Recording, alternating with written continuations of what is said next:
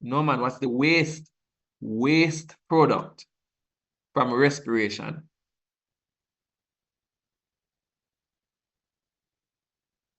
It seems that we have to go back over respiration. After we spend so long on respiration, we really have to go back over respiration again. Students, come on. We said that respiration is what? Breathing. It's breathing, but it's not. It's breathing. It's just a surface description of respiration, you know. We said that respiration is the process by which food is broken down to produce energy. Understand, go? So glucose is broken down to produce energy for the body. That is the really the crevice and corner now of respiration, you know. So the formula says glucose plus oxygen produces water, carbon dioxide, and energy. So the waste product would be what? What the body does not use from respiration now.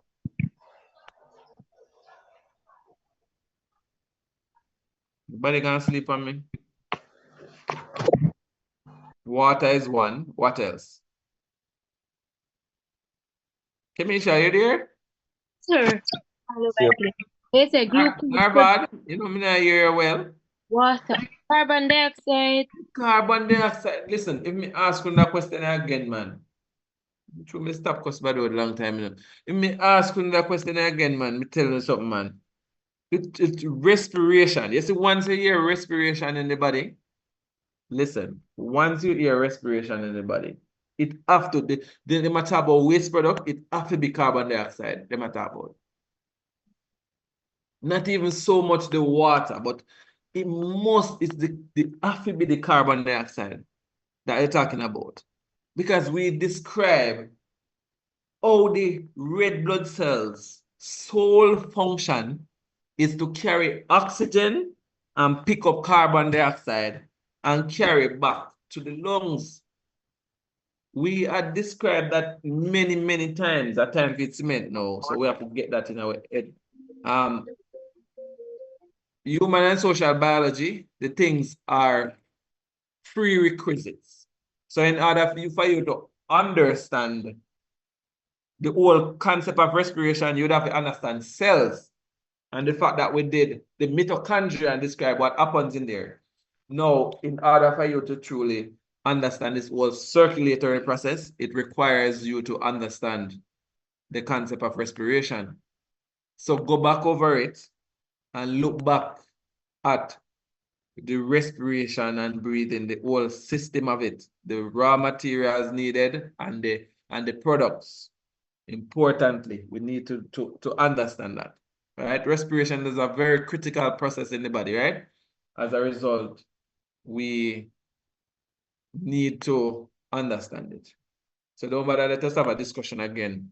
I'm asking you about the waste product from respiration and we're baffling because it's something that we should get from now, man. We spend quite a bit of time on it.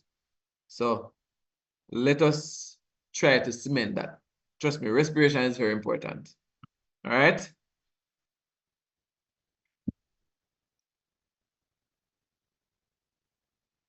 Capillaries are extremely narrow. Red blood cells are flattened against the side of the capillary because they are so narrow. This decreases the diffusion distance between the red blood cells and the cells that need oxygen, increasing the rate of diffusion. All right? So capillaries are very small. As I explained many times, they are only one cell thick. And this is to facilitate the process of diffusion. All right? So small spaces are left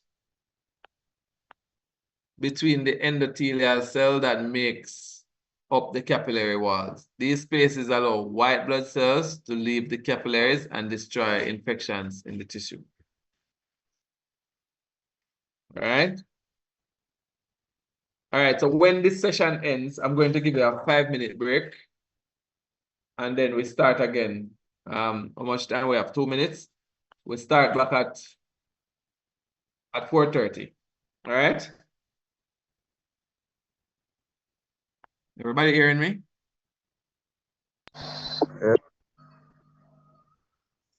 All right. Here, sir. Me, 1 minute. All right. So this is an example of the capillary. All right.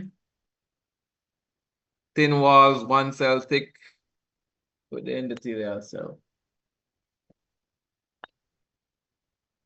Oh, so All right. So here is a perfect example of what I have been trying to describe. This is the network. So this is the vein narrows down into the venule, forms the capillaries, and then goes back to the arteriole. So you see the capillaries like a bridge, right? It connects arteries to the veins, right? But you understand? All right. So this should provide a perfect example of what I'm talking about, right? So the blood goes through the artery.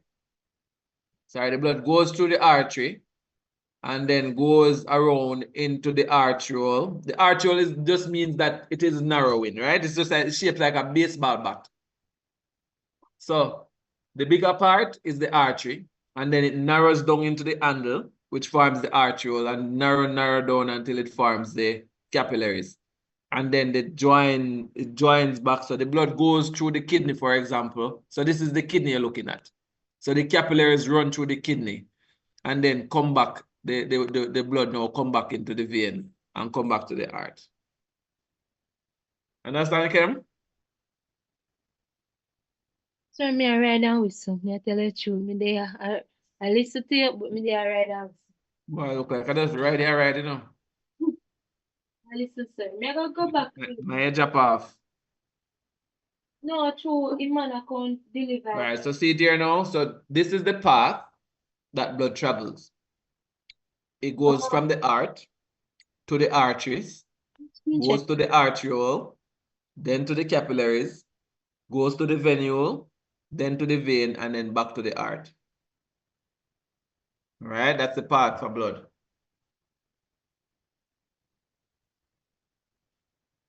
All right, so fittingly, the PowerPoint is concluded.